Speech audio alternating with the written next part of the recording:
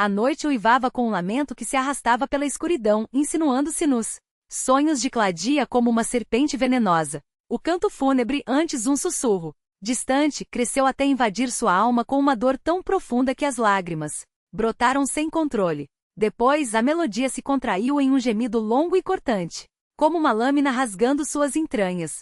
Ela acordou de sobressalto, sentou-se na cama confusa, enxugando o rosto molhado com a barra da camisa sem saber se ainda sonhava ou se a realidade era aquele pesadelo acordado. O frio da noite havia se infiltrado pela casa, congelando o chão de madeira sob seus pés descalços. A lareira, outrora um refúgio de calor, agora exibia apenas brasas moribundas entre as cinzas. Envolvendo-se no casaco grosso do marido, Cladia arrastou-se até a porta e colou ouvido na madeira envelhecida. Seu corpo estremeceu. Do lado de fora, um rosnado gutural ecoava ameaçador, acompanhado pelo arranhar de garras nas paredes. Os animais rondavam perto demais, como se a casa fosse sua próxima presa. Ela recuou, em pânico, os passos trêmulos a levando de volta para o centro do cômodo onde permaneceu até o amanhecer, ajoelhada, as mãos unidas em prece desesperada.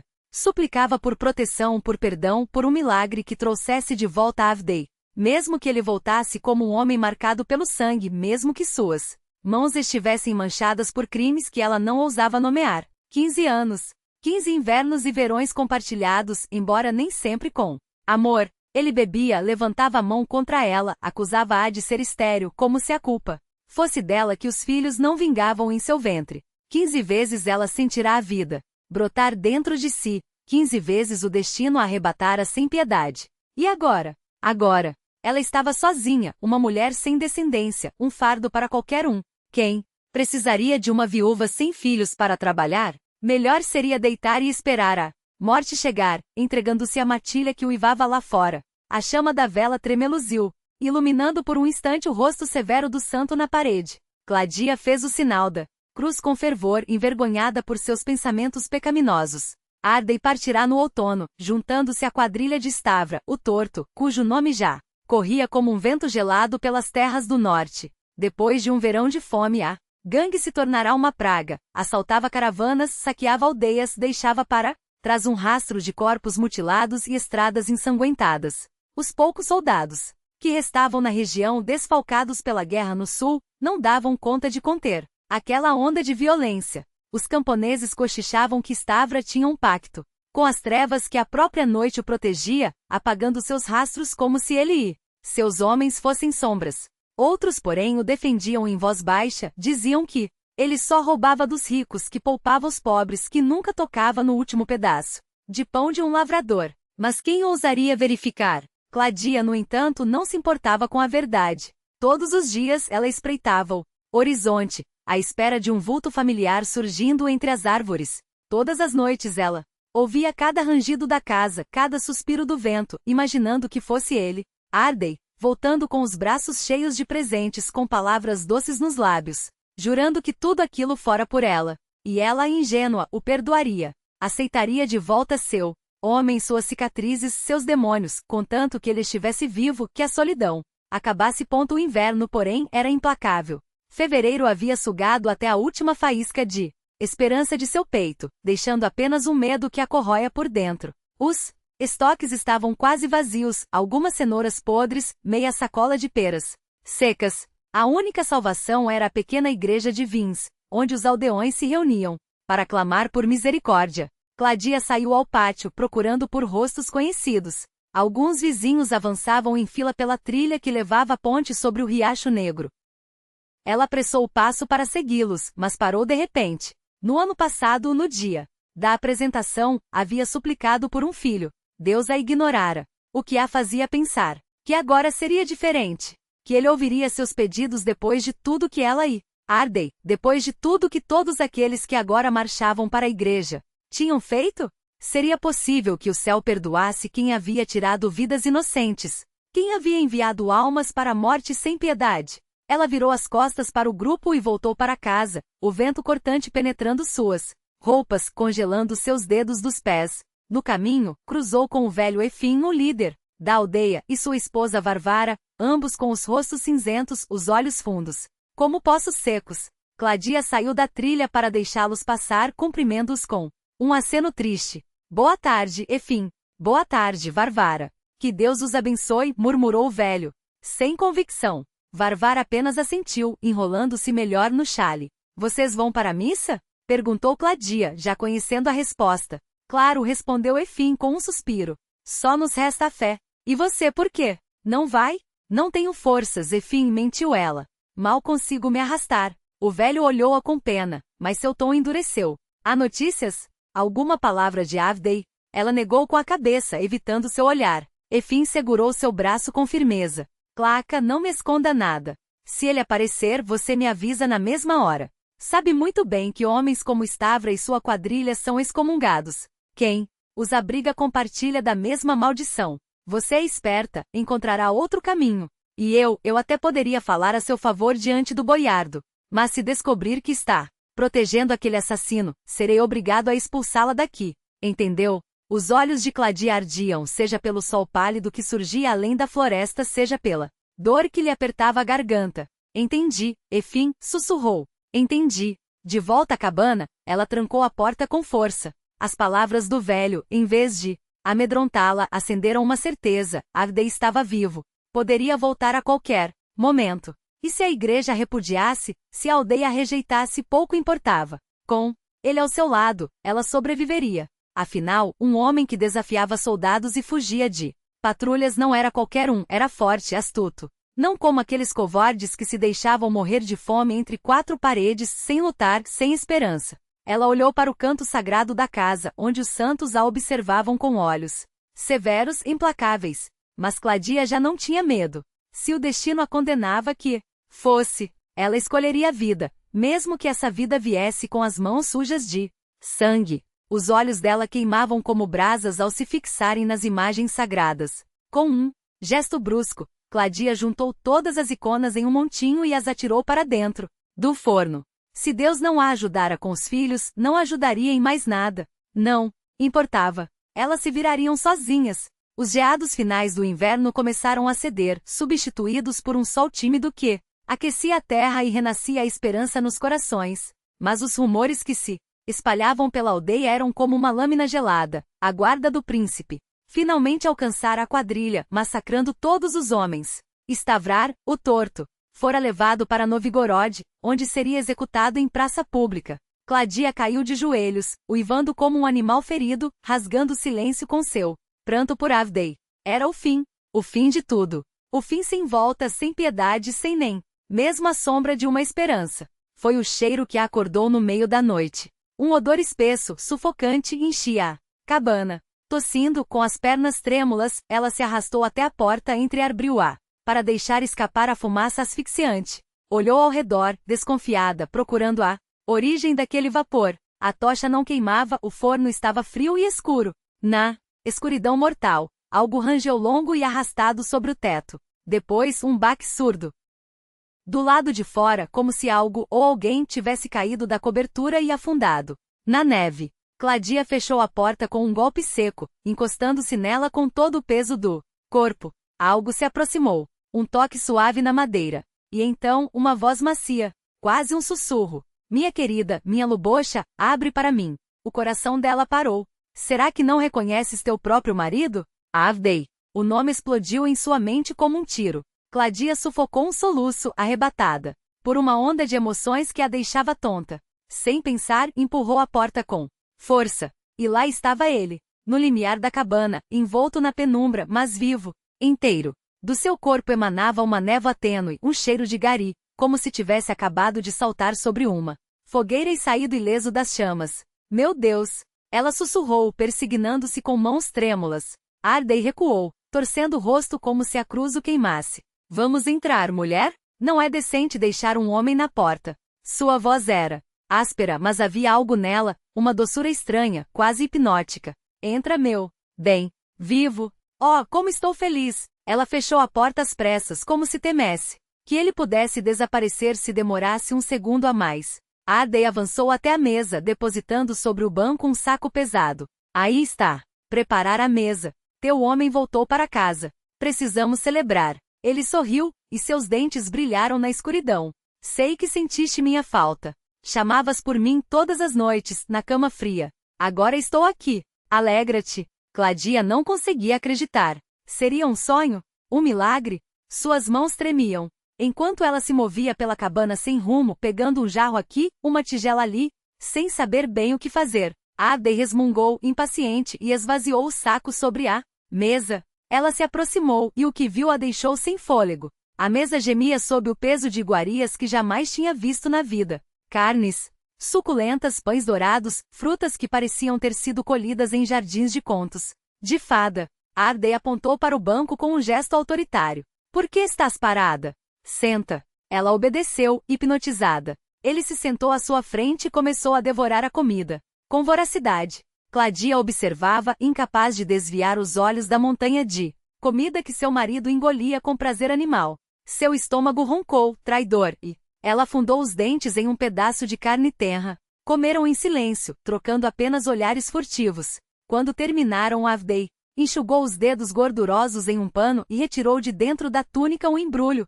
estendendo-o para ela. Abre. Cladia aceitou o pacote com cautela, seus dedos tremendo ao desdobrar o tecido.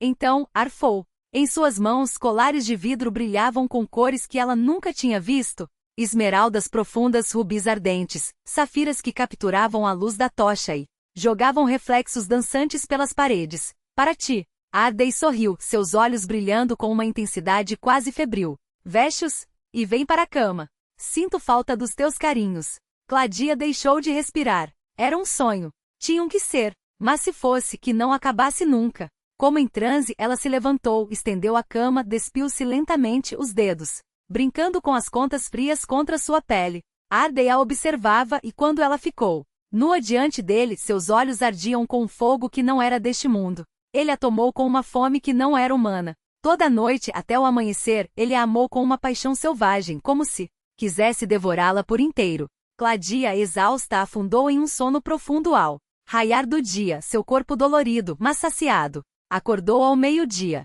A luz do sol filtrava-se pelas frestas da cabana, aquecendo sua pele nua. Ela esticou a mão, procurando Avdei ao seu lado. Encontrou apenas o vazio. Avdei! Chamou, sentando-se de repente, o coração disparado. A cabana estava silenciosa. Mortalmente silenciosa. Ela se levantou, cambaleante, e correu para a mesa. Vazia. Nem um farelo, nem um osso, nem uma migalha do banquete da noite anterior. Cladia sabia que não tinha limpado nada. Seus dedos voaram para o pescoço. Os colares tinham sumido. Ela ficou parada no meio da cabana, nua, confusa, o corpo ainda latejando com as marcas da noite passada. Será que tudo tinha sido imaginação? A dor doce entre suas pernas dizia o contrário. Mas como explicar o resto? Passou o dia inteiro chorando, sem força para acender o forno, enrolada em um chale. Puído, adormecendo no frio da cabana abandonada. Foi o cheiro que a acordou novamente. Manteiga derretida, carne assando, cebolas dourando, aromas que faziam sua boca encher de água. Cladia pressionou o rosto contra a parede com medo de virar. E se fosse outra ilusão? Suor escorria por sua nuca. Devagar, como se arrastasse um peso invisível, ela se virou. Ardei estava sentado à mesa. Sonho? Pesadelo? Sua voz tremia. Ou és tu mesmo? Aqui estou, minha querida. Aqui. Seu sorriso era cálido, quase terno. Tive que ir embora ao amanhecer. Estão me procurando. Não posso me deixar pegar pelos homens do príncipe. Ele estendeu a mão, convidando-a a se aproximar. Mas voltei. E voltarei sempre. E os colares? Ela tocou o próprio pescoço, sentindo as contas quentes sob seus dedos. Como? Estão contigo. Avdei riu, um som profundo e reconfortante. Trarei mais presentes. Não temas. Tudo será nosso. Farei tudo por ti. Havia algo em sua voz, uma melodia que embalava seus medos que a fazia esquecer as perguntas sem resposta. Cladia sentou-se à mesa, incapaz de tirar os olhos dele. E notou, ele parecia mais jovem. Não o homem quebrado pela vida, de 40 invernos nas costas que partirá meses atrás. Não, era aquele Avdei, o moço bonito, de ombros largos e sorriso conquistador, por quem todas as raparigas da aldeia suspiravam antigamente. Como? A pergunta morria em seus lábios. Não importava. Ele a escolhera ela. Cladia, de seios fartos, quadris largos, bochechas rosadas. Uma bela parceria, como diziam O cheiro da comida a deixava tonta. No prato largo, anéis de cebola e maçãs assadas boiavam em uma gordura dourada. No centro, montes de carne assada crocante por fora, suculenta por dentro. Era sexta-feira da quaresma. O pensamento a picou como uma agulha, mas se dissolveu diante do aroma irresistível. Seu estômago rugiu mais forte que qualquer escrúpulo. Ela comeu até não aguentar mais, até a respiração ficar pesada. Quando finalmente se levantou, decidida a abrir a porta para arrejar a cabana, o calor era insuportável? Olhou para o forno. Estava frio, apagado. Como? De onde vinha aquele calor? Minha querida, a voz de ávida e melosa veio de trás. Vem para teu marido. Deixa ele te alegrar, como tu a mim. Ela deixou o xale cair no chão e se entregou. Mais uma vez, a noite se repetiu como um feitiço. E ao amanhecer, mais uma vez ele se foi. Desta vez, Cladia não chorou. Ela se vestiu em silêncio, pegou os baldes vazios e saiu em direção ao poço. As mulheres da aldeia já estavam lá, tagarelando como corvos. Como ela queria gritar, contar que seu homem tinha voltado, que a alimentava com iguarias de rei, que a amava como nunca antes, que a enchia de joias e promessas. Mas não podia. Os soldados do príncipe ainda o procuravam. Com medo de que a língua solta a traísse, ela quase virou as costas e voltou para casa. Mas era tarde. Cladia. Chamaram-na de longe. Onde andavas, mulher? Sumida há tanto tempo. Ela se virou, forçando um sorriso. Estive doente. Sua voz soou rouca. Passando o inverno toda enfiada em casa. Não tinha forças nem para se erguer da cama, dizia ela, enquanto se arrastava até o poço com os baldes vazios. As mulheres a observavam de canto de olho, sussurrando entre si enquanto Cladia fingia não notar. Encheu os recipientes até a borda, ergueu o cangalho com um movimento firme e o apoiou no ombro como se o peso fosse nada. Nem um olhar para trás. Caminhou de volta para casa com passos rápidos, quase correndo, como se o próprio chão queimasse sob seus pés. As comadres ficaram em silêncio enquanto ela passava, mas assim que Cladia se afastou, as línguas se soltaram. Não parece doente, aquela lá. Até corada está, e com força de sobra. Quem é que tira um balde cheio do poço e ainda carrega no ombro? Como se fosse uma pena. E olhem como anda depressa, como se o diabo a perseguisse. Os comentários a acompanharam como uma nuvem de moscas, picando sua consciência. Cladia apertou o passo, os baldes balançando. Perigosamente a água prestes a se derramar. Foi então que ela parou de repente, como se tivesse esbarrado em uma parede invisível. No meio do caminho, bloqueando sua passagem, um gato preto imenso sentava-se na trilha, lambendo-se com desdém sob a luz pálida do sol. Ao vê-la, o animal interrompeu seu banho, fixou nela aqueles olhos amarelos e brilhantes como brasas e começou a farejar o ar com as narinas trêmulas. Os bigodes longos se contorceram, os lábios se retraíram em um rosnado silencioso, expondo dentes afiados como agulhas. Depois, com um movimento brusco, cravou as garras no chão, gelado, arranhando a neve podre como se enterrasse algo ou como se marcasse território. Um calafrio desceu pela espinha de Cladia, frio e úmido como uma gota de cera derretida. Vaza daqui, maldito! Cuspiu entre dentes, fazendo um gesto brusco com a mão livre. Falta só você para completar o azar. O gato bufou como se risse dela e então se afastou com passos lentos e arrogantes, o rabo erguido como um estandarte. Primeiro as fofoqueiras, agora esse demônio de 4 patas, pensou Cladia, coração batendo descompassado. Não vou mais botar os pés para fora desta casa. E assim fez. Chegou a quaresma, e a fome apertou a garganta da aldeia como um laço. Os celeiros estavam vazios, os estoques esgotados pelo inverno implacável. Os camponeses jejuavam por necessidade, não por devoção, rezavam com o estômago vazio, louvando a Deus enquanto os ossos se destacavam sob a pele. Todos menos uma. Na cabana de Cladia, as noites eram banquete. Autênticas festas de gula e pecado. A aldeia chegava quando a lua já estava alta, trazendo consigo o cheiro de carne assada, de especiarias que faziam a boca encher d'água, frangos dourados, gansos suculentos, costelas de porco que escorriam gordura, iguarias que nem em sonho os aldeões provavam, a não ser nos grandes festins da igreja. Eles comiam até a barriga doer, até o ar faltar, rindo entre bocados, lambendo os dedos untuosos. Depois, se amavam com uma fúria que deixava Cladia sem fôlego, os lençóis úmidos de suor e desejo, até que os primeiros cantos dos galos anunciassem o amanhecer. Então, Como por magia, Avdei desaparecia. E com ele os restos da ceia, as joias que deixará. Sobre a mesa até as migalhas do pão, como se nunca tivessem existido. Até que na terceira semana, Cladia sentiu algo se mexer dentro de si. Parou com a mão espalmada sobre a barriga e sentiu novamente um empurrãozinho, quase imperceptível, como o bater de asas de um pássaro preso. Passou os dedos pelos seios, agora mais cheios, pelas ancas arredondadas. Não é de admirar, pensou. Em poucas semanas havia engordado mais do que em toda a vida.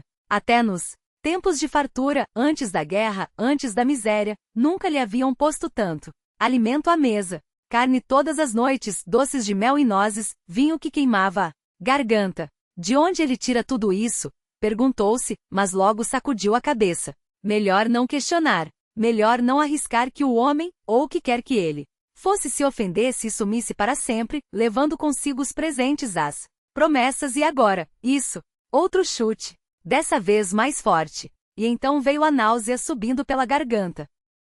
Como um rio de bile. Cladia curvou-se sobre a bacia, os dedos brancos agarrando a madeira gastas. Não pode ser. Mas era. O corpo não mentia. Avdei havia plantado sua semente nela, e agora ela florescia contra todas as probabilidades, contra todo o senso. Uma alegria perigosa inflamou seu peito. Um filho. Finalmente.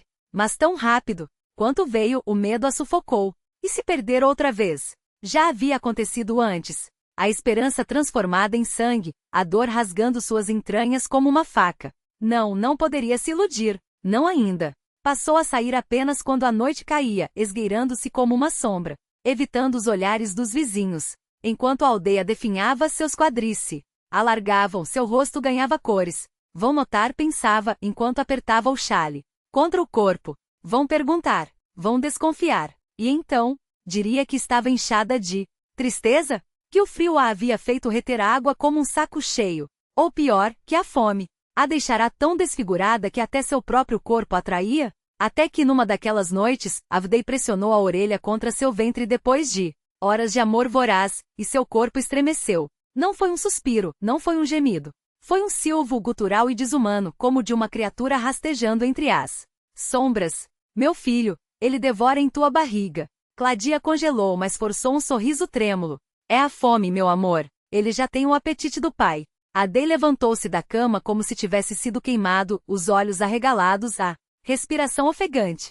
Começou a andar de um lado para outro, as mãos crispadas, os passos pesados como marteladas. Perdoa-me, falcão meu, se falei besteira, gaguejou Cladia, sentando-se, as cobertas escorregando de seus ombros nus. Só queria agradecer a Deus por te trazer de volta, e por este milagre. Ele parou de repente, virando-se para ela com uma expressão que não era de homem. Era algo mais antigo, mais cruel. Deus? Sua voz era um rosnado. Tu ousas mencionar seu nome na minha presença? Cladia engoliu em seco. Ele não sabe. Não pode saber. Porque se soubesse que ela havia queimado os ícones, que havia blasfemado em desespero, que havia dormir, ordenou Avdei, cortando seus pensamentos. Amanhã volto. Pouco. Falta agora. Partiremos daqui, tu e meu filho. E eu? Perguntou Cladia, a voz fina como um fio de linha. Contigo. Um sorriso que não chegava aos olhos. Mas não agora. Esperaremos. Até o inverno. Até que a criança nasça. E se perguntarem do bebê? Dizes que foi concebido no outono passado. Que o pai, uma pausa calculada. Que o pai morreu na guerra. Cladia assentiu, mas o medo lhe roía as entranhas. Tudo aquilo era um sonho? Pesadelo? A maneira como ele sibilava, como seus olhos brilhavam no escuro. Não. É Avdei. Não pode ser. O homem que conhecera mal conseguia juntar duas palavras. Mal lhe deram um abraço em 15 anos de casamento. Este aqui falava. Como um poeta, amava como um demônio, e trazia presentes que cheiravam a enxofre e desejo. Clarca, idiota. O que fizeste? Mas era tarde para arrependimentos. O bebê mexeu-se novamente e ela pressionou a mão sobre a barriga, sentindo a vida pulsar sob seus dedos. Uma lágrima escorreu por sua face. Talvez valha a pena. Talvez. Enxugou os olhos com o dorso da mão e puxou as cobertas até o queixo. Não. Contaria a ninguém. Nem a Snaharka, que a odiava desde o caso do menino de Komarokovo. Nem ao padre Vacum, que a denunciaria sem pestanejar. Estava sozinha. Mas não por muito tempo. porque agora tinha algo ou alguém por quem lutar. A fraqueza ainda a oprimia e os olhos, antes aguçados como lâminas, agora mal distinguiam os contornos da Isba ao fim da rua. Será que em Gorionovo tudo seguia em ordem? Ou teria algum estranho se infiltrado entre eles? Timonia interrompeu seu banquete de lambidas, erguendo a cabeça com ar solene, as patas recém-lavadas. Com meticulosa atenção, repousaram sobre o assoalho enquanto o gato compartilhava sua inquietação em um rosnado baixo, quase humano. Sim, sinto algo, uma podridão no ar, mas não é constante. Vem como um vendaval, varre as ruas e some tão rápido quanto apareceu. Os bigodes tremularam. É isso, uma sombra que voa. Erdóquia franziu a testa, os dedos apertando o tecido áspero do chale. E por que só agora me falas? Por que guardaste esse pressentimento? O felino abaixou as orelhas, culpado. Não consegui rastrear. Chega sem aviso, desaparece sem rastros. E eu? Suspiro felino. Cheguei ferido no inverno fraco. Mal conseguia distinguir o cheiro do pão do cheiro da morte. Mas foi então que começou. Ou pouco depois. Sua voz, um murro incerto, traía a dúvida. Erdóquia assentiu, os lábios pressionados. Em uma linha fina. Difícil saber em qual Isba a praga se aninhou, enquanto os donos não gemem de dor ou loucura. Seu olhar percorreu a cabana, como se as paredes pudessem revelar segredos. No início, quando senti essa escuridão no ar, pensei, é só o luto da aldeia, cada casa um túmulo de memórias. Mas depois, os dedos tremeram. Vi estrelas se apagar, como se uma asa passasse sobre elas. Timonia achatou-se no chão, as patas esticadas em uma paródia de terror, as pupilas dilatadas. E o ninho? Onde ela se esconde? Não faço ideia. O gato sacudiu a cabeça, frustrado. A sombra voa sobre nós e, quando giro a cabeça, já não há nada. Ou então, um arrepio percorreu seu corpo. Estou correndo pela aldeia e de repente um cheiro estranho. Olho, é só uma velha. Com seus baldes. Nada demais. Erdóquia cruzou os braços, o peso da barriga fazendo-a inclinar-se levemente para trás. Esperaremos. Alguém há de vir, alguém há de confessar que um hóspede indesejado se instalou em sua casa. O Kutnik atrás do fogão resmungou discordando. Timonia bufou como se aprovasse a teimosia da dona. Indesejado, dizes. Erdóquia ironizou, os olhos brilhando com uma faísca de desconfiança. E se for desejado? E se alguém, por vontade própria, abriga essa coisa? Impossível. O gato ergueu o queixo. Conheço cada alma nesta aldeia. Nenhum dos nossos faria tal coisa. Ó, Timonia! Ela suspirou, a mão acariciando distraidamente a barriga. Tu és forasteiro, mas eu nasci aqui. A alma humana é um poço sem fundo, e a fome? Calafrio. A fome faz os homens engolirem até o diabo, se ele prometer um pedaço de pão. O Kutnik rangeu os dentes, apoiando o gato. Erdóquia cedeu, levantando-se com um gemido surdo. Está bem. Vou caminhar pela aldeia. Observar. E tu, Givan, dirigiu-se ao Kutnik. Descansa. À noite, voltas ao posto. As ruas de Gorionovo despertavam em um luto silencioso. Erdóquia avançava devagar, os ouvidos afinados para captar o menor ruído. Timonia tinha razão, a aldeia era um cemitério de suspiros. Aqui, um cão uivava atrás de uma cerca de madeira podre. Ali, o mugido fraco de uma vaca das poucas que sobreviviam, rompia o ar como um lamento. A maioria dos animais havia sido devorada no inverno, suas carcaças transformadas em sopa para salvar crianças de olhos fundos. Mas alguns, conseguiram preservar suas bestas até a primavera, mesmo que ossudas, mesmo que dando apenas um copo de leite por dia. Esses sons, o arrastar de cascos, o balido rouco de uma cabra, eram música para Erdóquia, prova de que a vida teimosa ainda resistia. Mas nada disso era errado, nada disso cheirava a estranho. Ela parou diante das casas onde a morte havia ceifado famílias inteiras no inverno. Não havia choros agora, apenas o silvo do vento entre as tábuas soltas e o farfalhar de Kutniks órfãos atrás das paredes geladas. Nada, nenhum sinal da sombra que Timonia descrevera. Ao chegar ao poço, as mulheres cochichavam. Arquipovna, a língua mais afiada da aldeia, sussurrava algo sobre barrigas que cresciam sem marido. A mulher à sua frente, costas largas, trança desfeita, respondeu com um riso seco. E quem seria o pai, hein? O marido dela apodreceu na neve há 2 invernos. Os homens que sobraram ou são velhos demais ou meninos de 15 anos. Arquipovna cutucou a companheira, os olhos deslizando para Evdóquia. A conversa. Morreu. A mulher virou-se, o rosto fechado como uma porta batida. Boa saúde, Ulianka cumprimentou Evdóquia, a voz doce como mel envenenado. A quem deseja sorte hoje? A ninguém na harca, resmungou Ulianka, erguendo os baldes com um esforço. Não temos tempo para adivinhações. E partiu, os passos apressados levantando poeira. Arquipovna coçou a nuca, evitando o olhar de Evdóquia. Só falávamos que sem homens a aldeia definha. Mas a primavera chegou. A SNYT brota, a xerencha sobe da terra. Não morreremos de fome este ano. Não morreremos, ecoou Evdóquia, embora soubesse que a fome não era o único demônio à espreita. Ao anoitecer, ela instruiu Timonia com voz baixa, quase um rosnado. Percorre cada quintal. Não brinques com as gatas, elas já têm bastantes problemas. Busca sinais, cheiros que não pertencem a esta terra, ventos que cortam como lâminas, faíscas onde não há fogo. O gato arqueou as costas, os olhos brilhando com excitação. Tenho uma suspeita sobre quem visita Gorionov à noite. E quem seria? Descobrirás amanhã. Evdóquia fechou a porta atrás do felino e deitou-se na cama, jurando não dormir, mas o corpo traidor afundou no cansaço. E em seus sonhos, a avó voltou. Caminhavam pela rua, a pequena Dúnia colhendo pedrinhas coloridas do chão. A velha, porém, apontou para o céu. Olha para cima, criança. As flores murcham, as pedras afundam na lama, mas o céu é eterno. Evdóquia sentou-se de repente, o coração apertado. Há tanto tempo a avó não lhe aparecia nos sonhos. E agora tão breve, tão fugaz como um presságio.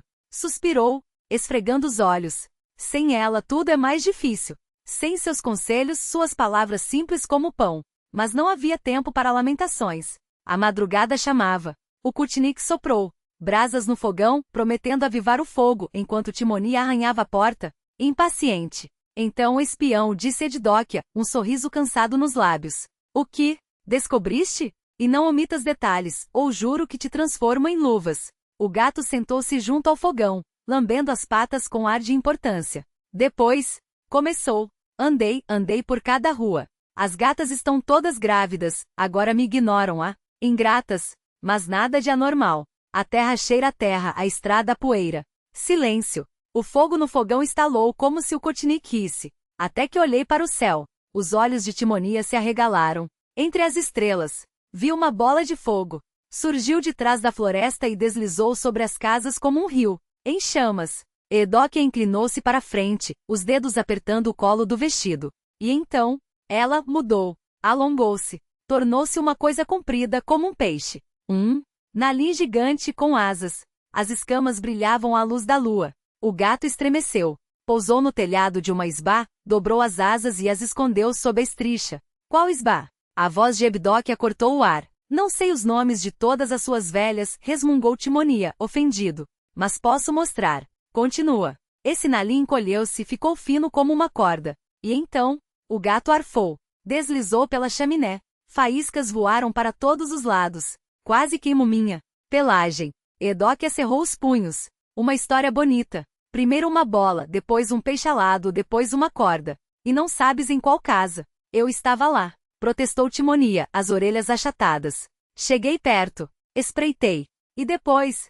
Correste, claro. Medroso. Não corri. O gato inflou o peito. Fiquei parado, colado à parede, as orelhas em pé como flechas. Só não consegui ver mais. O gato lambeu os bigodes, os olhos brilhando com a lembrança dos aromas que o haviam torturado naquela noite. Ouvi dois falando, uma velha e um homem, contou, a voz rouca de desejo. Conversavam manso como pombos arrulhando. Depois sentaram-se para comer. Os cheiros, arqueou as costas, as garras cravando-se na terra. Costelas de porco, gordura escorrendo pelas paredes. Mas suíno não é para mim. Não. Fez uma pausa dramática, o rabo erguido como um estandarte. Ganso, Evdóquia. Ganso. Assado com mel e especiarias do além-mar. Simus saboreou a palavra estrangeira. Na língua como se fosse o último pedaço de uma iguaria roubada. Dos tempos em que a filha de um mercador me servia iguarias assim, só para lamber os dedos. E depois, cortou Evdóquia, puxando o fio da conversa de volta ao que importava. Depois, o gato hesitou, as orelhas tremendo. Pararam de falar. Só se ouviam chupadas, suspiros. Sons como se dois corpos se devorassem. Arregalou. Os olhos amarelados como brasas. E a cama, Evdóquia. A cama estava logo ali do outro lado da parede. Tão claro quanto o dia. A curandeira cruzou os braços, os dedos tamborilando no cotovelo oposto. Parece que nosso Lubac andou visitando Gorionovo, murmurou como se falasse consigo mesma. O quê? Espantou-se Timonia, as pupilas dilatando-se no escuro. Os Meogneni Lubac. Evdóquia cuspiu as palavras como uma maldição. Sedutor de viúvas. Aglaia já me contou, ele voa até as mulheres que choram demais, pelos maridos perdidos. Os lábios da curandeira se curvaram em um sorriso sem alegria. E em Gorionovo Timonia sabemos quem perdeu o marido sem enterro e sem filhos para distrair a dor. O gato inflou o peito, orgulhoso por ter sido útil. Posso mostrar a casa. Ofereceu, ávido por aprovação. Já sei qual é, bobo. Evdóquia afagou suas costas, mas os olhos dela já estavam distantes calculando. Descansa agora. À noite iremos. A voz baixou rouca, como o vento antes da tempestade. Salvar uma tola de si mesma. A casa de Claca era um túmulo de silêncios. Telhado de palha podre, troncos escurecidos pelo tempo, uma janelinha de óleo morto. Fechada por dentro, mas com um buraco redondo, como um olho espiando de volta. Evdóquia bateu. Puxou a porta. Trancada. Estranho. Em Gorionovo de dia ninguém trancava nada. Abre, Clava, ordenou, a voz cortando o ar como uma foice. Preciso falar contigo. Os ferrolhos rangiam por dentro. Finalmente a porta se abriu num solavanco e lá estava ela, Claca, desgrenhada, os olhos inchados de sono, enrolada num zipum masculino, grande demais para seu corpo. O tecido gastado nas bordas ainda cheirava fumaça e suor alheio. Saúde, Cláudia, cumprimentou Evdóquia, os dedos coçando para arrancar aquela mentira de papel que a outra vestia. Posso entrar? Claca hesitou, bloqueando a passagem como uma cadela protegendo sua toca. Depois, com um suspiro resignado, afastou-se. Dentro, a pobreza gritava, uma mesa torta, 2 bancos, uma cama desfeita. Nenhum ícone no canto sagrado. Nenhum sinal de Ardei, exceto aquele zipum que Clasca apertava contra a barriga como se fosse um escudo. Estiu choras por teu marido, Clava? Evdóquia foi direto ao ponto, os olhos cravados na sombra que se mexia debaixo do tecido. E por que não choraria? Rebateu Claca, o queixo tremendo. Não vi seu cadáver, não tive nem um pedaço de pano para enterrar. Todos sabem que Ardei fugiu com os ladrões de estradas, disse Evdóquia, implacável, e que os homens do príncipe os acharam no outono passado. Cortaram, todos, incluindo teu Abdei. Observou a mulher se desmoronar, as lágrimas escorrendo como cera derretida. Chora, chora. Mas me diz, se não o viste morto, será que o viste vivo? Claca engasgou. Os dedos branquearam nas bordas do zipum. Ele vem, confessou num sussurro, os olhos arregalados como os de um animal encurralado. Toda noite. Traz presentes. Tocou o pescoço, mas não havia colar algum. Nem cordão. Nem cruz, mas de manhã. A voz falhou. De manhã, tudo some. Como se nunca tivesse existido. Evdóquia avançou, forçando-o a recuar até a parede. E a porta? Pressionou, trancada por dentro. Como ele sai, hein? Como um homem de carne e osso passa por madeira e ferro? Não é um homem. Claca cobriu a boca, os olhos cheios de terror e culpa. Mas eu tinha fome, Evdóquia. O verão foi seco, o inverno matou as reservas. Pensei que morreria. E então ele apareceu com comida, com palavras doces. As mãos tremiam. Pensei que era Asdei, que tinha voltado para mim.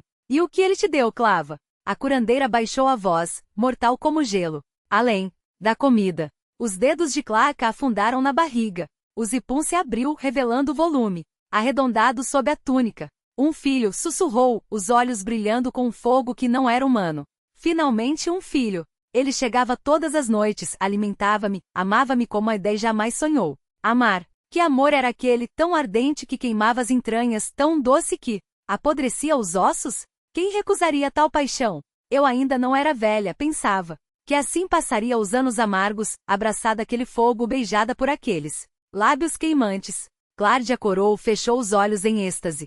Seria possível existir um amor tão grande, que fizesse esquecer tudo? Um amor que levasse uma mulher a deitar-se com um próprio demônio? Sim, Matuxa pensou, enquanto as palavras escapavam dos lábios como um suspiro envenenado.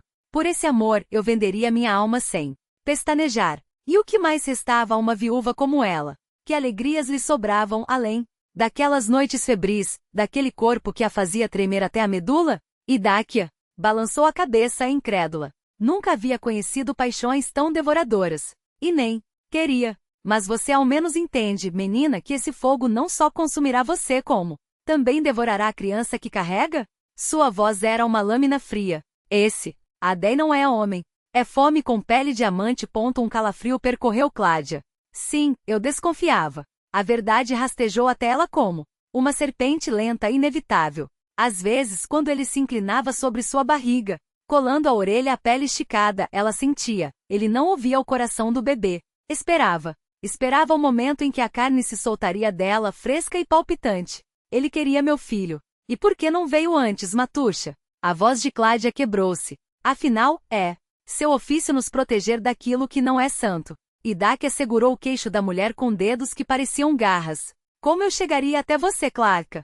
Sua risada foi um rangido de porta. Enferrujada. Você mesma abriu as portas para ele. Você que espalhou mentiras sobre Lázaro, que acusou o menino de matar pintinhos quando foi o gato quem rasgou a garganta da ave. Você que confirmou quando Lianca disse que ele empurrou seu sobrinho no poço. Você... Cláudia soltou um grito abafado e jogou-se aos pés da curandeira, agarrando-se às suas saias como uma afogada. Beijou-lhe as mãos molhadas de lágrimas, o rosto contorcido pelo desespero. Perdoe-me, Evdokiesca. Não guarde ódio desta tola, desta idiota. Salve-me. Salve meu filho. Salve a gente dos dois. Idáquia libertou as mãos encharcadas, enxugou-as no avental e ergueu-se, rígida como um carvalho sob o vento. Ouça bem, Cláudia. Se quer proteger essa criança, deixe-me expulsar a coisa que se agarra a você. Senão ele não poupará nem você nem o pequeno. Farei tudo, Matuxa. Tudo. Os dedos de Cláudia cravaram-se na terra úmida. Diga só o que devo fazer. Amanhã à noite, quando ele vier, haja como sempre. Receba-o, coma com ele e beba. Deite-se em sua cama de mentiras. Mas não tranque a porta. E quando ele dormir? Você não dorme. Dê-me o sinal. Cláudia assentiu, os olhos ardendo como brasas. Farei. Pelo meu filho. A primeira tempestade da primavera rugia sobre Gorum Novo. O céu se retorcia em serpentes de relâmpagos, o trovão rachava a noite como um machado em madeira podre e a chuva desabava em torrentes furiosas. Pelas ruas, riachos cantavam sua canção alegre, arrastando folhas e lama. Finalmente. Agora as sementes inchariam, a fome recuaria, a vida voltaria a brotar da terra sedenta. Idáquia estendeu os braços, deixando que a água lavasse o nojo pegajoso que Cláudia havia deixado em sua pele. Dentro de casa, trocou as roupas molhadas e foi até o quarto de Lázaro. Sentou-se na beira da cama, cuidadosa para não perturbar o sono do gato enrodilhado como uma bola de lã preta. Timônia esticou-se, esfregou a cabeça em seu quadril e ronronou, oferecendo a barriga para ser afagada. Os dedos de Idáquia tremiam ao segurar o cavalinho de madeira. O brinquedo ainda guardava calor, como se uma alma pequena e desesperada tentasse escapar das fibras carbonizadas. Ela o pressionou contra o peito, e as lágrimas vieram sem aviso. Ele era tão pequeno, Timônia, sussurrou, a voz quebrada. Cabia nas minhas mãos, olhava para mim com aqueles olhos confiantes. E então o pai dele o levou. Eu não consegui me levantar da cama por um inverno inteiro. Cantava para ele as canções de ninar que havia inventado, como se ainda pudesse ouvi-las. 7 anos depois, eles voltaram. Caminhavam de mãos dadas, saindo do mosteiro, e os cachos dourados do menino brilhavam ao sol. Mas o mosteiro queimou. E no meio das cinzas, só restou isto: o cavalinho que meu avô esculpiu para ele, que Lázaro nunca largava. Às vezes, Idáquia passou os dedos pela crina gasto do brinquedo. Sinto que ele ainda está aqui. Não sei se é eco do fogo que o levou ou se as coisas mortas não deveriam esquentar assim. Timônia piscou, os olhos amarelos brilhando na penumbra. Talvez a alma do menino viva nesse cavalo, Matuxa. Talvez ele não consiga descansar. Você precisa se despedir de Lázaro. De verdade. Idáquia suspirou, enxugando as lágrimas com o dorso da mão. Você tem razão, velho sábio. Está na hora de seguir em frente. E daí? O gato esticou as garras. O que faremos com esse demônio? Só expulsá-lo? Não. Isso já foi longe demais. Se o mandarmos embora, ele encontrará outra viúva em Gorum Novo. E Cláudia, ela não está segura. Esse Lubac não quer só ela. Quero filho. Uma mulher grávida é um banquete para a sua espécie. Idáquia cerrou os punhos. Então pensemos. Quando ele vier, estaremos prontos. Sei onde esconde as asas. Queimá-las. Assim não poderá fugir. E como pegaremos? Timone arqueou as costas. Ele é escorregadio como uma enguia. Há um cabresto velho no porão. Vamos usá-lo. O gato aprova com um movimento de cauda. Bom, então é isso. Enquanto a noite caía, eles prepararam tudo. Idáquia moeu ervas amargas, macerou sementes de papoula e alcatrão claro. Timone afiou facas e trouxe debaixo da despensa um cabresto de couro macio, sem argolas de ferro. Guardaram tudo na bolsa e esperaram. A chuva parou. O dia morria em tons de sangue e cinza. As vacas mugiram ao voltar. Para os currais magras, os ossos marcando a pele como facas sob um pano. 2 novilhas esqueléticas, 3 cabras peladas e um bode velho, gordo de tanto lamber sal. Seus cascos deixavam marcas fundas na terra molhada enquanto o rebanho se dispersava lento pelos quintais. Os gritos das crianças se calaram. As risadas dos rapazes e moças sumiram, engolidas pela escuridão que descia como um sudário. O ar esfriou. No céu, estrelas acenderam-se uma a uma, e a lua nasceu mordida, uma fatia de pão roída pelos ratos. Goru novo adormeceu. Idáquia e Timônia saíram em silêncio, esgueirando-se como sombras até a casa de Cládia. Esconderam-se debaixo de uma cerejeira frondosa, cujos ramos estavam prestes a explodir em flores brancas e perfumadas. Dali a cabana da viúva ficava à vista, paredes escuras, o telhado de palha pendendo como uma sobrancelha pesada. Na janelinha de madeira entreaberta, uma luz fraca tremeluzia. Cládia queimava uma achas, esperando. O silêncio era quase absoluto. Só o latido ocasional de um cão, o grito agudo de uma ave noturna, o zumbido fino dos mosquitos. De repente, um vento forte sacudiu os galhos, trazendo um cheiro amargo de terra molhada e algo mais azedo. A cerejeira rangeu, suas flores ainda fechadas, balançando como sinos mudos. Idáquia afastou um ramo que obstruía a visão. Do lado da floresta, uma esfera luminosa rolou como um novelo de lã solto, crescendo à medida que se aproximava. O vento a empurrava pelo céu, brincalhão. Então a bola parou sobre a cabana de Cládia, girando, esticando-se, transformando-se. Um peixe. Timônia rosnou, as costas arqueadas. Idáquia pressionou um dedo nos lábios, ordenando silêncio. Não era um peixe. Nunca era só uma coisa. A curandeira via além das aparências. O globo incandescente desfiou-se em um fio longo, sinuoso, com o rabo balançando e asas membranosas que se abriam como leques. Por fim, a criatura pousou no telhado, dobrando as asas. Agora tomava a forma de um lagarto escamoso, imóvel, ouvindo à luz da lua. Idáquia distinguia cada escama reluzente, o pequeno crânio serpentino, coroado por uma crista que percorria suas costas até terminar em uma cauda longa e afiada, tremulando como uma língua faminta. A cauda fina tremeu uma última vez antes de se imobilizar. As asas, agora inertes, desprenderam-se do corpo com um suspiro quase imperceptível, caindo sobre as tábuas do telhado como folhas secas outonais. A criatura agiu com uma precisão letal. Recolheu-as com as patas dianteiras, escondeu-as sob a palha do beiral e num salto ágil começou a girar sobre si mesma. Seu corpo esticou-se primeiro como uma trave retorcida, depois afinou-se até tornar-se um fio luminoso, escorregadio como seda molhada. Esse fio serpentino deslizou pela inclinação do telhado, mas não caiu. Em vez disso, curvou-se com uma graça obscena e espreitou pela fresta aberta da Volókova a pequena janela que respirava o calor da isbá, com um chiado prolongado como de uma corda sendo puxada sobre madeira áspera. A linha incandescente insinuou-se para dentro, rastejando pelo chão de terra batida. Idáquia tocou o ombro de Timônia. Agora, o gato, sombra entre sombras, esgueirou-se até a casa. Seus movimentos eram tão silenciosos que nem o vento noturno ousaria competir. Com um salto preciso, alcançou o beiral, arrastou de sob a palha as asas escondidas e, com um gesto rápido, as lançou ao chão. Idáquia as apanhou no ar, como se colhesse uma ave noturna, e voltou a se agachar sob a cerejeira. Seus dedos tremiam levemente, não de medo, mas de uma urgência que queimava mais que o fogo da lareira. Seus olhos não se desgrudavam da fresta vermelha na janela, um olho demoníaco, que pisca no escuro. Não agora. Não posso falhar agora. Timônia postou-se junto à parede, orelhas erguidas, captando cada suspiro da noite, o rangido das tábuas, Murmúrio do vento entre os galhos, o respirar pesado que vinha de dentro da casa. Tempo esticava-se como mel em inverno. O frescor vespertino deu lugar ao frio cortante da madrugada. Idáquia sentia os ossos doírem sob a pele, mas não era o frio que a atormentava. Eram eles, os mosquitos. Enxames famintos dançavam diante de seus olhos, cravando-se em suas mãos e rosto como agulhas envenenadas. Cada picada arrancava dela um fragmento de memória, o cheiro de resina e suor, as cordas cortando seus pulsos, o riso gordo de Savelli enquanto amarrava a árvore, como na viva suas pragas. A floresta inteira havia se banqueteado com seu sangue naquela noite e agora, anos depois, passado voltava para lamber as feridas.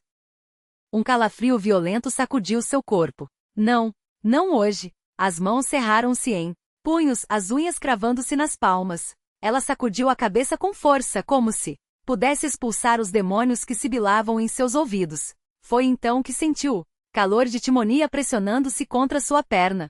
O gato esfregou o corpo em suas mãos trêmulas, um convite mudo. Acalme-se. Estou aqui. Os dedos de Idáquia afundaram na pelagem espessa, e como por magia, os mosquitos desapareceram. Ar tornou-se respirável novamente.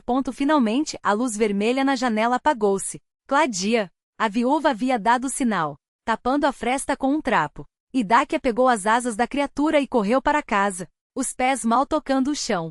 Timonia disparou à frente, um vulto negro que se fundia com a noite. A porta rangeu levemente ao se abrir. Dentro, o cheiro de carne grelhada misturava-se ao azedo do suor não lavado. Ronco gutural abalava as paredes, tão profundo que parecia vir das entranhas da terra. O calor da lareira era sufocante, uma fornalha que queimava os pulmões. Cladia, pálida como cera derretida, esperava junto à porta, vestindo apenas uma camisa de dormir surrada. Seus olhos saltavam das órbitas ao ver as asas jogadas no chão. Não fique aí como um poste, Clava, sussurrou Idáquia, tirando a bolsa do ombro.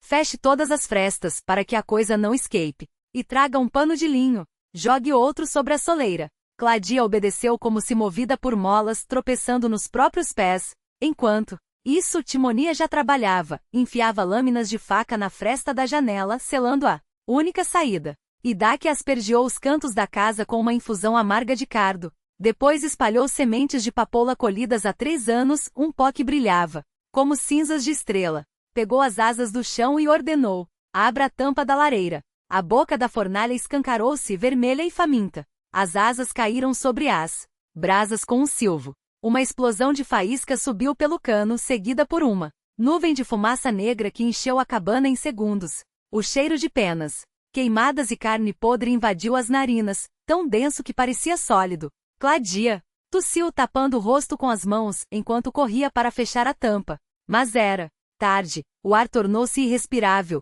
uma névoa espessa que ardia nos olhos e na garganta. Idáquia molhou as mãos na bacia de água e pressionou o pano úmido contra o rosto, cobrindo boca e nariz. Cladia imitou os dedos trêmulos tentando amarrar as pontas do tecido. Timonia, mais sensível que qualquer humano aos venenos do ar, deitou-se no chão, o peito subindo e descendo em esforço desesperado. Idáquia borrifou água sobre sua pelagem. Ainda não é sua hora, Drujok, murmurou, enquanto o gato se sacudia, tossindo. Segure-se. Falta pouco. Ela virou-se para a cama. Lá, estendido como um deus pagão em sua orgia, Avdei ronca nu os membros, espalhados como raízes de um carvalho podre. Entre suas pernas erguia-se a prova grotesca de sua natureza, um membro descomunal inchado de luxúria demoníaca. Cladia arfou, tentando cobri-lo com um cobertor sujo, mas Idáquia segurou seu pulso. Deixe. Não é ele que importa. Avdei abriu os olhos de repente, como se tivesse sentido o peso do olhar da curandeira. Um uivo rasgou sua garganta, palavras que não eram palavras, mas sim uma torrente de blasfêmias antigas. Quem ousa? Seus braços golpearam o ar, buscando agarrar algo, qualquer coisa, enquanto o corpo começava a se contorcer, a pele esticando e rachando como casca de árvore sob o machado. Idáquia avançou, empurrando de volta para a cama com um golpe seco no peito. Com a outra mão, fez um gesto rápido atrás das costas. Onde está você, meu pequeno caçador? Mas Timonia hesitou por um instante, apenas um instante, e nesse lapso, a criatura escapuliu. Avdei pulou da cama, os músculos retesados como cordas de arco. Maldita! Rugiu a voz agora um coro de vozes sobrepostas. Vocês não sabem. Com quem brincam? Idáquia cerrou os dentes. Não importa. A casa está selada. Mas onde ele estava? Ah! Fumaça turvava tudo, queimando os olhos, forçando lágrimas que escorriam como ácido. Ela piscou, tentando enxergar através do véu cinzento. Quem você trouxe aqui? A voz do demônio ecoava nas paredes, agora vinda de todos os lados. Como se atreve, bruxa? Um rugido abafado respondia do canto mais escuro da cabana. Idáquia avançou na direção do som, tropeçando em algo macio. Era Cladia, encolhida no chão, as mãos cobrindo a cabeça como se esperasse o céu desabar. Ao seu lado, Avdei, ou o que restava dele, balançava-se, as mãos esticadas como garras, o pescoço jorrando um líquido negro que fedia a enxofre e podridão. Timonia! Chamou Idáquia, a voz rouca. O gato arrastou-se até ela, depositando em suas mãos o Nedolsdok, a rédea de couro, cru destinada a domar o indomável. Seus olhos brilhavam com uma culpa muda. Desculpe. A fumaça. Não importa agora. Ela segurou a rédea com força e, com um movimento preciso, lançou-a sobre a cabeça da criatura. O laço apertou-se ao redor de seu crânio deformado. Avdei guinchou, debatendo-se. Como um peixe fora d'água, os membros batendo em direções impossíveis.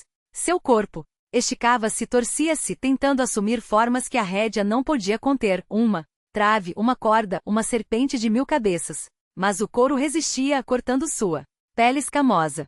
Segure-o! Gritou Idáquia para Cladia, que, paralisada, apenas tremia. De repente, um golpe violento atingiu o ventre da curandeira. O ar saiu de seus pulmões em um jorro, e ela voou para trás, soltando a rédea. Avdei riu, um som que não era riso, mas o rangido de ossos se partindo. Seus olhos, agora 2 brasas, fixaram-se nela enquanto o corpo se retorcia livre. Idáquia tentou se levantar, mas o mundo girava. O pano havia caído de seu rosto e a fumaça entrava sem piedade, queimando suas entranhas. Isso é o fim, pensou, enquanto a escuridão engolia sua visão.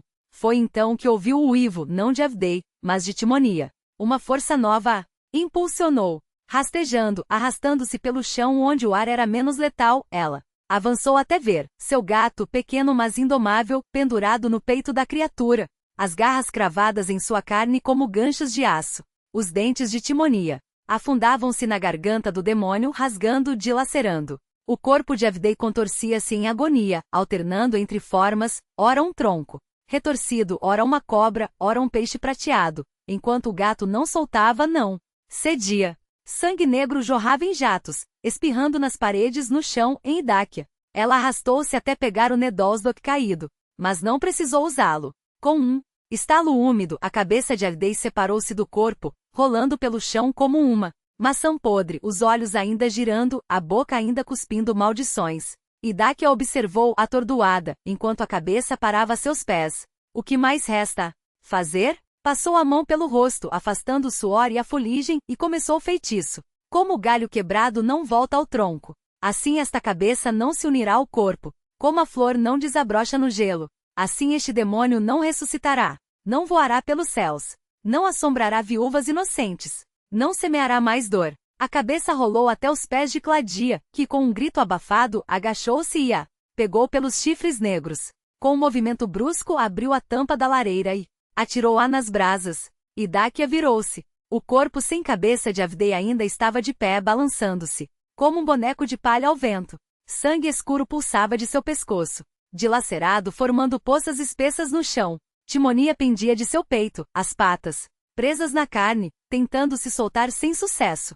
Com cuidado, Idáquia descolou o gato, garras por garras, enquanto o pequeno corpo tremia de exaustão. Seus olhos, antes tão vivos, agora estavam vidrados, distantes. Descanse, meu corajoso, sussurrou, deitando-o ao lado, afagando sua pelagem ensanguentada. O corpo de Avdei desabou finalmente, batendo no chão com um som úmido. A cabana ficou em silêncio. Só então Idáquia permitiu-se cair. O corpo ainda se contorcia em agonia por longos instantes. A cauda comprida chicoteava o chão com estalos secos, como o golpe de um chicote de pastor. Vamos, de uma vez, ordenou Idáquia a Cladia com voz firme. As duas se aproximaram de lados opostos, agarraram o torso retorcido pelos membros e o ergueram com esforço. O peso era surpreendente, quase o deixaram cair. Tiveram que arrastá-lo até o Fogão, a cauda riscando o assoalho, sua ponta se enroscando nas fendas das tábuas. Nas pernas da mesa, como se resistisse ao próprio destino. Foi então que Timonia saiu de seu torpor. Rolou sobre a barriga, os olhos amarelos, brilhando com um fogo renovado, e observou a cauda arrastada como um gato que espreita um rato. Com um salto ágil, cravou os dentes na carne escamosa e, mordendo com força, ajudou a empurrar a carcaça para dentro da fornalha. As chamas rugiram ávidas, devorando a oferta. Nova fumaça espiralou pelo ambiente. Cladia fechou a porta do fogão com um baque metálico. Ufa! Os três permaneceram sentados no chão, recuperando o fôlego. A primeira a se levantar foi Evdáquia. Foi até sua bolsa, retirou um pequeno frasco de alcatrão e, metodicamente, traçou cruzes nos cantos da cabana com giz e alcatrão, giz, alcatrão. Pronto, Claica, disse, já exausta. Pega tua saia do batente da porta e abre a entrada. Vamos embora. Mas Cladia desviou o olhar, hesitante. Não será tão cedo. As dores ainda não começaram. Evdáquia aproximou-se, a voz mais suave. Não temas, filha. Quem lembra o passado perde o futuro, como dizem. Estás sozinha, sem mãe, sem irmã. Quem mais te ajudará se não está velha curandeira? Farei tudo como deve ser. Nascerá saudável. Verás. Ela já se voltava para a saída quando Timonia ronronou, detendo-a. Espera. Dá-lhe a poção. Ah, quase esqueci. Evdáquia estendeu a Cladia um frasco com um líquido espesso, escuro como a noite. Bebe. Não prejudicará a criança, ao contrário, te fortalecerá. Depois do que passaste. A jovem obedeceu, engolindo até a última gota sob o olhar atento da curandeira. Agora deita, descansa. Nós vamos. Cladia as observou sair, a mulher de passos firmes, o gato negro que a acompanhava como uma sombra viva, e afundou no colchão. Se lhe ocorreram dúvidas sobre aquele felino de olhos dourados, elas se dissiparam no sono profundo, que a envolveu, apagando da memória o que não deveria ser lembrado. Do lado de fora, Evdáquia inspirou fundo. O ar noturno encheu seus pulmões, clareando a mente após o trabalho árduo. Ergueu os olhos para o céu, onde a lua, mordida por um lado, brilhava entre estrelas como um troféu prateado. Bela estás, minha velha. Conhecida, murmurou. E nós, Timonia, não ficamos atrás hoje. O gato, cambaleante de orgulho, ergueu a cauda peluda e seguiu em direção à casa, arrastando as patas, como um guerreiro vitorioso. Sim, a caçada foi boa, concordou com um rosnado. Satisfeito. Passaram-se semanas. O mês das flores deu lugar ao junho avaro e fértil, quando os campos verdejavam e o trabalho não tinha fim. Evdáquia percorria as terras, vigia as plantações, colhia ervas, ajudava nos fenos. De Cladia, nem notícia. O prazo se aproximava, mas, enquanto não a chamassem, havia outras almas precisando dela. Até que uma noite Timonia a acordou, saltando sobre seu leito. O que foi, meu velho? Ainda é madrugada. O gato arfava, as pupilas dilatadas. Não trago boas novas. Evdáquia. Passei pela casa de Claca, e lá cheira a podridão de novo. Impossível. Oh, dragão de fogo não sobreviveu. Vimos seus restos queimarem. Não é ele. Mas algo está errado. Evdáquia sentou-se atenta. Conta tudo. Cheiro. Barulhos. Cheiro de não morto. E sons. Batidas como se algo pulasse da cama para o chão, do chão para a mesa. Gritos abafados. Uivos. Como se alguém corresse pela cabana, cantando ou gritando, mas sem palavras. A curandeira franziu a testa. Será que Claca já deu à luz sozinha? Um bebê, chorando. Não é choro de recém-nascido, retrucou Timonia firme. E o dragão está morto. Isso é outra coisa. Evdáquia coçou o queixo, pensativa. Vou visitá-la amanhã. E se ela não te deixar entrar? Então esperaremos. Toda mãe sai de casa, seja para buscar água, seja para respirar. Tu, meu esperto, ficarás de vigia. Me avisarás. E, depois? Outra vez o fogão? Evdáquia evitou responder. Primeiro precisamos ver com nossos olhos. Ouvi falar do Iegosha, o não-nascido que volta, mas nunca o encarei. Minha avó dizia que só crianças o veem. E eu não quero arrastar nenhuma alma inocente para isso. Crianças veem, repetiu Timonia, irônico. Mas tu não és criança, Evdáquia. És curandeira. Ou já te esqueceste? Ela suspirou. Não é questão de ver, meu amigo. É de matar. Imagina um pequeno infeliz, sem braços, sem pernas. Achas que minha mão não tremeria? Para isso estou eu, bufou o gato. Minha pata não treme. Edáquia o olhou entre a dúvida e a gratidão. Veremos. Primeiro, a verdade. Depois, ao amanhecer, ela caminhava pelas ruas de Gorunovo, cumprimentando os vizinhos. Com um sorriso. Os homens tiravam o chapéu, as mulheres acenavam. A paz parecia ter voltado. Será que durará? Pensou batendo a porta de Cladia. Ninguém respondeu. Mas atrás da madeira, ouviam-se ruídos estranhos, batidas surdas, um lamento arrastado, algo entre um choro e um uivo. Quando a porta finalmente se abriu, Cladia apareceu esquelética, os olhos fundos, os lábios arroxeados. O ventre, outrora cheio, agora caía flácido sobre o vestido. Saúde, Claca. Já te aliviaste, vejo. Por que não me chamaste? Para quê? Sou dona de mim. Vai. Embora, velha. Não fusses onde não é chamada. E bateu a porta com violência. O ferrolho rangendo como um aviso.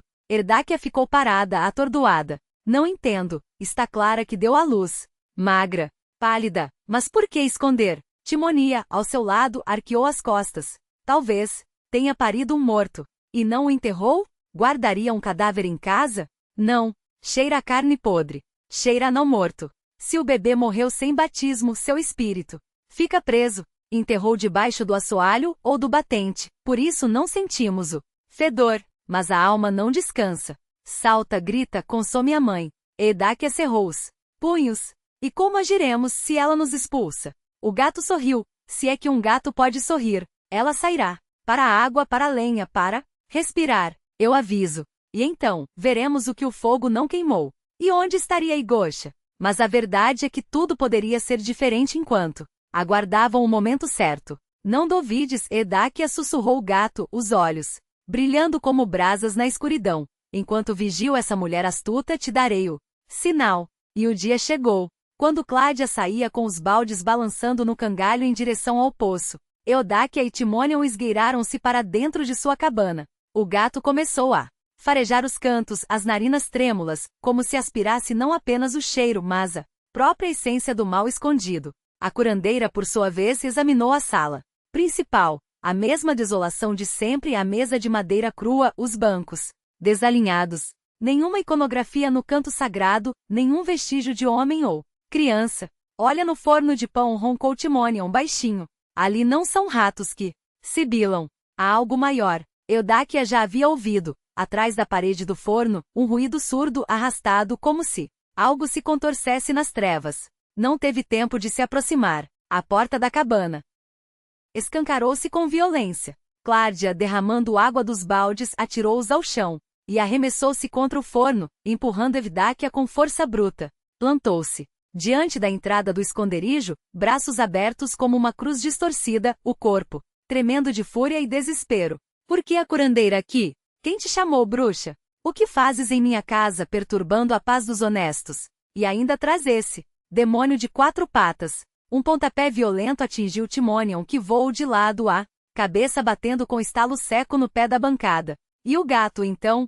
O que ele te fez? Perguntou Edáquia, mantendo a voz firme, apesar do coração disparado. Mostra o que escondes, Cládia. Eu sei. Ouço. Sinto o cheiro da podridão que não é desta terra. Os ruídos atrás do forno intensificaram-se. Um choramingar gutural, um uivo abafado como de criatura sufocando em seu próprio veneno.